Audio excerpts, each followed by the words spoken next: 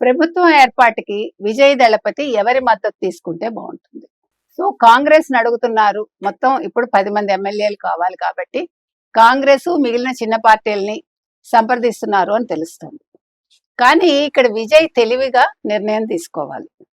ముఖ్యంగా అనుభవజ్ఞులైన చంద్రబాబు లాంటి వాళ్ళని దృష్టిలో పెట్టుకుని ఆయన ఏ నిర్ణయం అయినా తీసుకుంటే బాగుంటుంది. వాళ్ళ సలహాలు తీసుకోమని నేను చెప్పట్లేదు.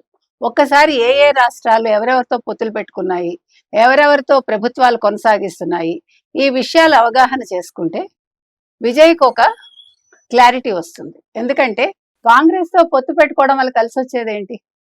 కాంగ్రెస్ కేంద్రంలో లేదు. మొత్తం మనం తీసుకుంటే కనుకైతే రాష్ట్రాలన్నింటిలో కలిపితే 4 రాష్ట్రాల్లోనే కాంగ్రెస్ పాలన ఉంది. మరి అటువంటప్పుడు ఇప్పుడు కాంగ్రెస్లో ఏది కూడా సొంత నిర్ణయాలు ఉండవు. ఇప్పుడు ఒకవేళ కాంగ్రెస్ ఎమ్మెల్యేలు ఉన్నప్పటికీ కూడా నిర్ణయాధికారం ఎవరికి ఉంటుంది? రాహుల్ గాంధీకి ఉంటుంది. సో విజయ్ మళ్ళా ఎదురు చూడాలి ఏదైనా ఒక నిర్ణయం కావాలంటే.